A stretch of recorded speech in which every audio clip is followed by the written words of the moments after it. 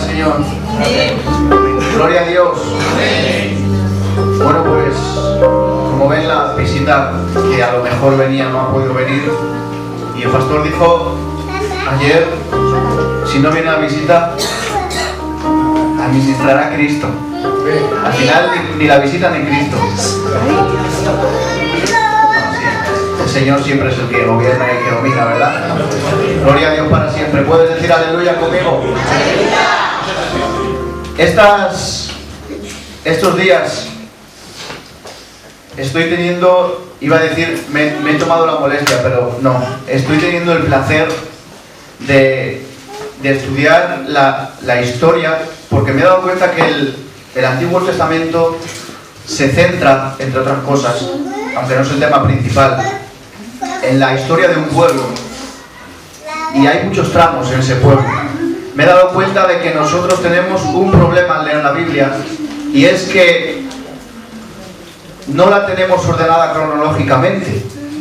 Entonces nosotros leemos Samuel, Reyes, Crónicas, Esdras, Nehemías, Esther, y luego vienen los libros poéticos y los profetas, Isaías, Jeremías, y entonces nosotros pensamos que primero fue Esdras, Nehemías, Esther, y luego Jeremías, Ezequiel, Daniel, y no. De hecho, Jeremías fue 200 años antes que Esdras, y sin embargo lo encontramos como 7 o 8 libros después. Y hasta que no entendí esto, no pude estudiar bien, correctamente, la historia. Y hoy os quiero contar la historia, simplemente. ¿Les parece bien? Sí. Quiero leer para ello el capítulo 1 y verso 1 y 2 del libro de Esdras. El otro día hablé un poquito del libro de Esdras, y hoy voy a hablar también un poquito del libro de Esdras y de este personaje que a mí me fascina. Dice Esdras capítulo 1, versos 1 y 2. Dice: en el primer año de Ciro, rey de Persia, para que se cumpliese la palabra de Jehová por boca de Jeremías, despertó Jehová el espíritu de Ciro, rey de Persia, el cual hizo pregonar de palabra y también por escrito por todo su reino, diciendo: así ha dicho Ciro, rey de Persia, Jehová, el Dios de los ejércitos, el Dios de los cielos, me ha dado todos los reinos de la tierra y me ha mandado que le edifique casa en Jerusalén, que está en Judá. Amén. Este es el principio del cumplimiento de una profecía que tenía muchos años de antigüedad.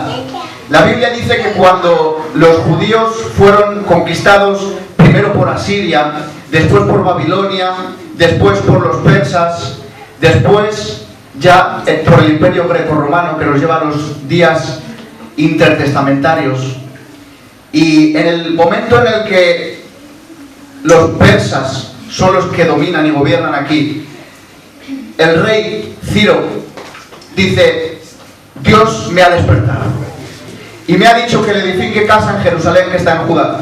Pero muchos años antes, cuando los judíos fueron transportados a Babilonia, el profeta Jeremías trajo una profecía de parte del Señor.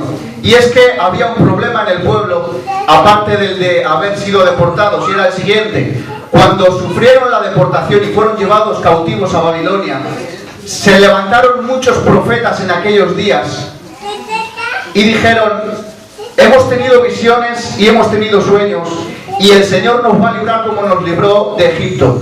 Haced rápido las maletas y preparaos, porque pronto saldremos de aquí y no habrá quien nos detenga. Pero el Señor habla al profeta Jeremías, y él trae una profecía que es contradicente a las profecías de estos profetas. Y el profeta Jeremías viene diciendo de parte del Señor: así dice Jehová, no los mando yo a esos profetas, ni atendáis a los sueños que tenéis. Plantad huertos, casad a vuestros hijos y a vuestras hijas, porque la estancia será larga en esta tierra. Yo he dado a mi siervo Nabucodonosor todos los reinos de la tierra y hasta las bestias del campo para que le sirvan. Por eso, haceros idea de que vais muchos a morir aquí, engendrad hijos e hijas aquí, y que no paréis de tener descendencia, de plantar huertos y de haceros una vida aquí, porque la estancia será larga. Pero llegará un día, dice el Señor por medio de Jeremías, que yo os traeré de nuevo a la tierra que prometí a Abraham, Isaac y Jacob, y ya no serviréis más a los asirios, ni a los babilonios, ni a Nabucodonosor. Serviréis a Jehová y a David vuestro rey que yo os levantaré. Esta profecía a mí me encanta porque Dios viene rompiendo los esquemas de los demás profetas y dando una palabra sincera, aunque el mensaje puede ser negativo, pero nos guste o no, es la palabra del Señor. Y me gusta porque Jeremías no quiere regalar el oído a nadie, simplemente quiere traer la palabra del Señor. Y me gusta también por otra cosa esta profecía, y es que dice el Señor: en esos días serviréis a vuestro Dios Jehová y a vuestro rey David, a quien yo os levantaré. No sé si encuentras algo raro en esta última frase, yo sí lo encontré. Y es que David era del año 1000 antes de Cristo y Jeremías del año 650 antes de Cristo, es decir, hacía 250 años que David había muerto y había sido sepultado con sus padres. Y Jeremías estaba diciendo, inspirado por Dios: serviréis a David, a quien yo os levantaré. Yo me preguntaba cómo puede ser esto, pero hasta que entendí que David es el hombre que más veces se utiliza en la Biblia para tipificar o simbolizar a Cristo.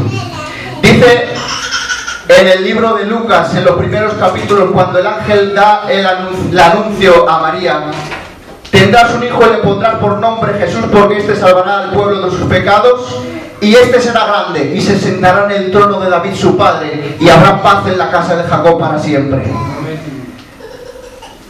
Aparte de esto, Jeremías a mí me gusta mucho porque para ser un profeta legal y oficial hacen falta dos cosas.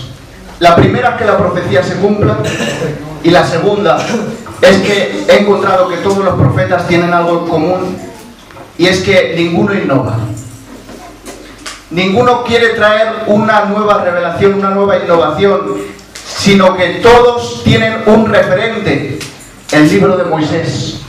Todo lo que Moisés escribió es la base para las profecías que podamos traer, decían ellos, y lo que vaya en contra del libro que escribió Moisés no viene de parte de Dios.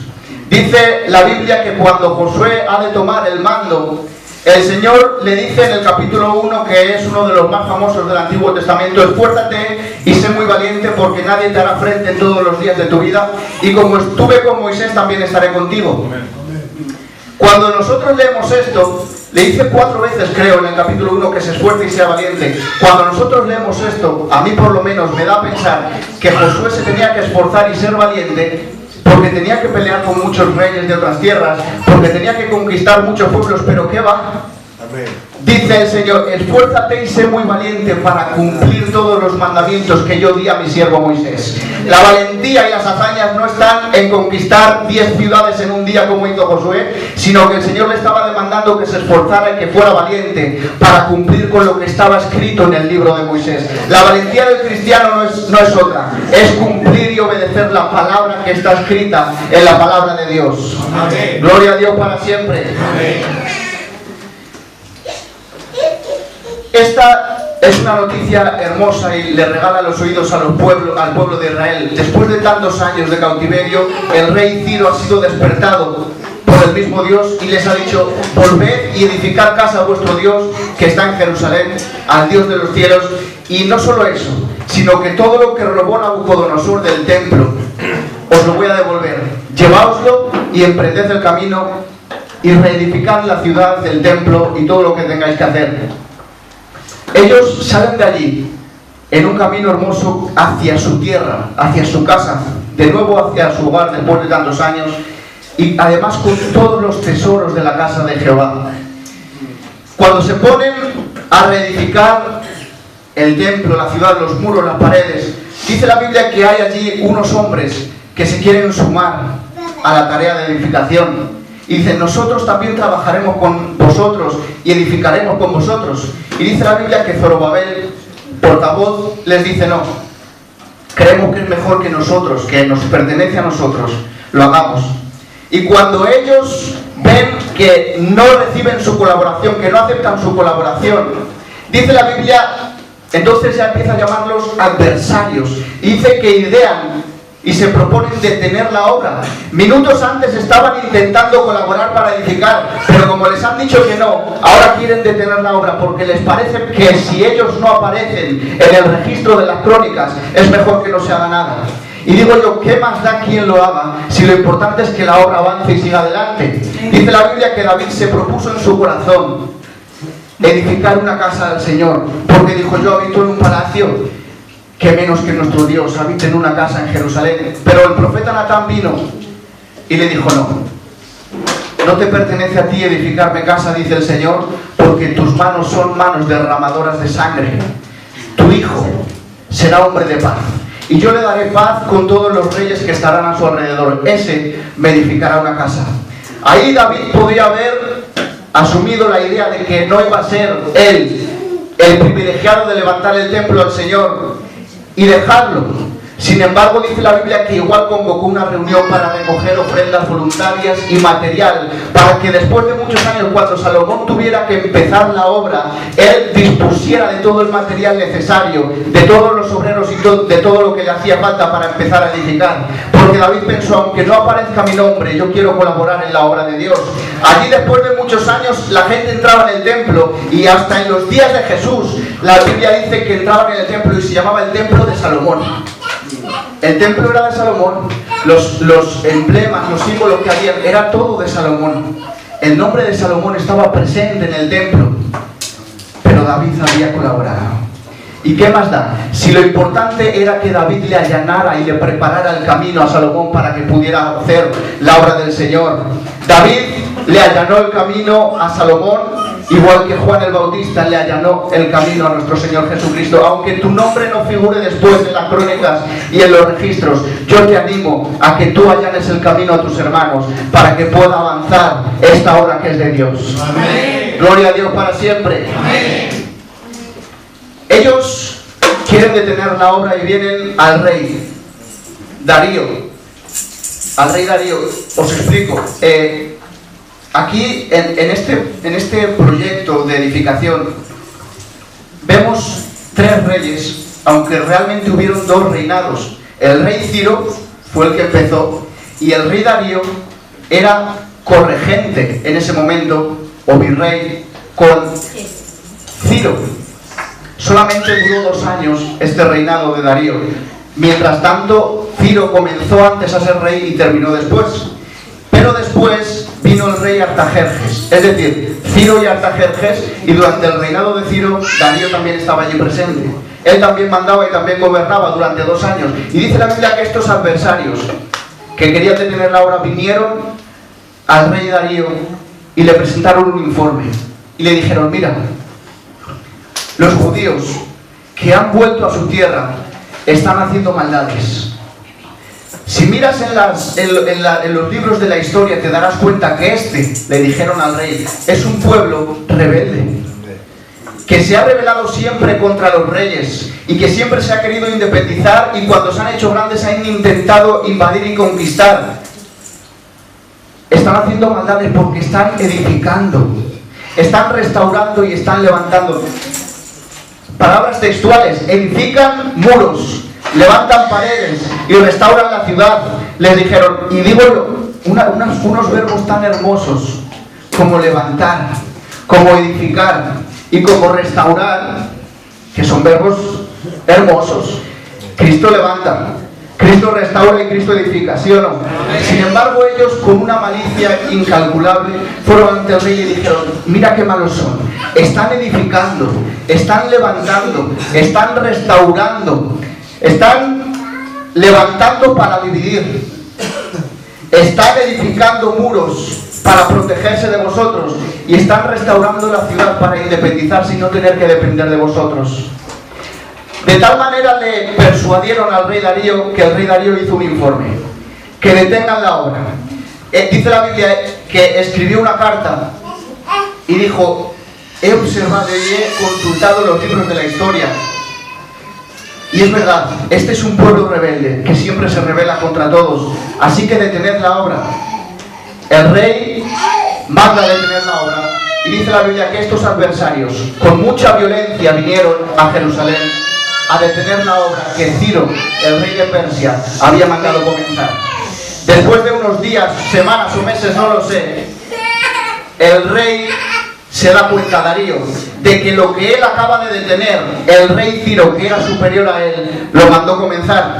Y entonces tiene miedo y dice, vamos a rectificar la carta, me equivoqué, porque equivocarse es de humanos, pero rectificar es de sabios. Y dice la Biblia que Darío escribió una segunda carta, después de haber detenido la obra, escribe una segunda carta y dice, la obra que yo mandé detener, volvedla a reanudar, y volver a comenzar a edificar, a levantar y a restaurar de nuevo, porque me he dado cuenta que había sido Ciro, el superior a mí, el que lo había mandado a comenzar. No había un temor más grande para Darío que contradecir a su superior y oponerse a una obra que el propio rey había comenzado. Y quiero decirte que no hay cosa peor que oponerse a la obra de Dios en la tierra. Dice la Biblia que Gamaliel, en aquel discurso tan sabio y tan inteligente, después de haber azotado a los discípulos en el libro de los Hechos, los echó afuera, y a los que estaban reunidos con él en el consejo les dijo, si cuando vino Cristo le seguían, se ha ido Cristo, lo hemos colgado en una cruz, y ahora vienen más fuertes que Jesús y vienen en más número que Jesús. Gamaliel se queda pensando y dijo, vamos a tener cuidado, no sea que estemos oponiéndonos a la obra de Dios, no sea que nos hallemos luchando contra Dios. Quiero decirte que no hay peor cosa que oponerse a la voluntad de Dios, a la voluntad del Rey de Reyes y Señor de Señores. Amén. Gloria a Dios. Amén. Darío dice que nadie se atreva a molestar ni a pausar la obra que han comenzado. De hecho, el que se atreva a hacerlo, se quitará una viga de su casa y lo colgaremos en ella. Después, ellos comienzan y siguen reedificando, levantando y restaurando. Y dice la Biblia que allí entra en escena el escriba y sacerdote Esdras, que Artajerjes lo tenía en gran estima y lo había nombrado doctor de la ley de su Dios. Esdras aún no había tenido el privilegio de acudir a Jerusalén, y dice la Biblia que Artajerjes mandó a Esdras a que enseñara la ley a su pueblo. La ley de tu Dios, vete y enséñala. Y dice la Biblia que Artajerjes le ofreció su ayuda en el camino. Es decir, desde el camino que salía hasta donde tenía que llegar, Artajerjes le dijo, te voy a dar tropas. Te voy a mandar una parte de mi ejército para que os cuide en el camino, a los que vayáis, a ti, a los que vayan contigo, para que os protejan de los males del camino, de los enemigos, de los animales, de los peligros. Y dice la Biblia que Esdras la rechazó. Esdras no quiso, porque dice, me daba vergüenza aceptar la ayuda de Artajerjes. Yo quiero leer lo que dijo Esdras. Artajerjes le ofrece su ayuda y le dice, te voy a mandar gente que os proteja. Y dice la Biblia, tuve vergüenza de pedirle al rey tropa y gente que nos defendiesen del enemigo en el camino, porque le había hablado al rey diciendo, la mano de mi Dios es para bien sobre todos los que le buscan, y su poder y su furor es contra todos los que le abandonan. Es decir, Esdras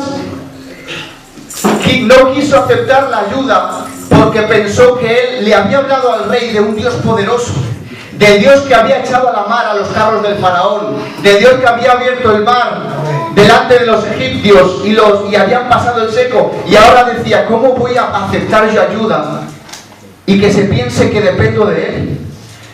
Tengo vergüenza de haber predicado a un Dios y vivir otro. Tengo vergüenza de haberle hablado de un evangelio y vivir otro evangelio. Por lo tanto le dijo, no quiero tu ayuda. Mi Dios tiene su mano a favor de los que le buscan y su mano en contra de los que le abandonan. Y para que Dios fuera propicio en esto, Esdras tuvo una idea magnífica. Para que Dios nos ayude en el camino y no tengamos que pedir ayuda de nadie porque tenemos la ayuda de Dios, dice la Biblia, publiqué un ayuno de aflicción. Un ayuno de aflicción. Allí Esdras dijo, todos los que vamos a salir, venid a las 6 de la mañana porque vamos a hacer un ayuno. No era un ayuno por un avivamiento, ni un ayuno por un concierto profético. Era un ayuno de aflicción. Necesitamos ayunos de aflicción. Dice la Biblia que quedaron temprano y desde el amanecer estuvieron afligiéndose delante de Dios. Afligiéndose. Aflígete delante de Dios. Dice la Biblia, cuando terminó el ayuno y emprendimos el camino, Dios nos fue propicio en lo que le habíamos pedido. Porque Dios resiste a los soberbios, pero da gracia a los humildes. Por eso no tengas pena de afligirte delante de Dios en ayuno y oración, porque Dios no despreciará nunca a un corazón contrito y humillado. Gloria a Dios para siempre. Sin embargo, aunque Artajerjes no le pudo ofrecer o proporcionar su ayuda porque Esdras la rechazó, Artajerjes hizo una cosa: escribió un escrito a todos, y es el siguiente. Voy a leeros un poquito de la carta, ¿vale? Dice: esta es la copia de la carta que dio el rey Artajerjes al sacerdote Esdras. Artajerjes, rey de reyes, a Esdras, sacerdote y escriba, erudito en la ley del Dios del cielo, paz. Por mí es dada la orden que todo aquel en mi reino del pueblo de Israel y sus sacerdotes y levitas que quieran contigo a Jerusalén que vaya, porque de parte del rey y de sus consejeros eres enviado a visitar Judea y Jerusalén conforme a la ley de tu Dios que está en tu mano. Si os fijáis, la carta comienza diciendo Artajerjes, rey de reyes, y termina, aunque no lo hemos leído, sellada con el sello real. Con esa carta, Esdras tenía la garantía de que nadie le iba a molestar en el camino, porque el rey de reyes había firmado con su sello de que era él quien le enviaba a Jerusalén. De forma que nadie se pudiera oponer, porque el Rey de Reyes había hablado. Quiero decirte que el Rey de Reyes es el que te ha enviado. Y por mucho trabajo en equipo que hagamos, si el Rey de Reyes no pone su mano detrás de toda la obra, esto no va a ningún sitio. Pero igual que Artajerjes, Rey de Reyes, nuestro Señor Jesucristo, Rey de Reyes y Señor de Señores, ha puesto su mano en esta obra para que nadie se nos oponga en el camino. Y si se nos opone, tenemos autoridad para pisar escorpiones en el nombre de Jesús. Amén. Gloria a Dios para siempre. Amén. Mientras el Rey de Reyes respalda el proyecto, el trabajo es útil y es fructífero. Allí llega Esdras, y voy a terminar, y dice la Biblia que hicieron un púlpito de madera, como decíamos el otro día, y Esdras se subió por encima de todos. El púlpito estaba puesto por una altura por encima de todo el pueblo, y allí predicó desde el amanecer hasta el mediodía, y todos lloraron, después rieron y cantaron y se fueron a su casa gozosos. ¿Sabes lo que leyó Esdras? El libro de la ley. No había nada más que leer. Era una urgencia lo que estaba pasando, y no había tiempo para detalles. No había tiempo para predicaciones con decoración. No había tiempo para detalles que regalaran el oído al auditorio. Había que leer la palabra de Dios neta, pura y verdadera. Y fue lo que Esdras hizo. Quiero decirte que la palabra fue suficiente. Y a día de hoy, la palabra sigue siendo suficiente. Amén. La escritura es útil, es viva y eficaz y útil para edificar. Amén. Amén. Gloria a Dios. Amén. Y quiero decirte para terminar que este libro que tengo en mis manos fue inspirado por Dios desde la primera hasta la última letra. Amén. Y fue sellado por el Rey de Reyes. Amén. Nosotros hemos de valorarlo. Amén.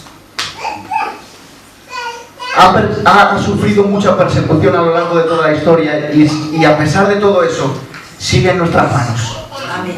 A pesar de todo eso, la podemos consultar diariamente.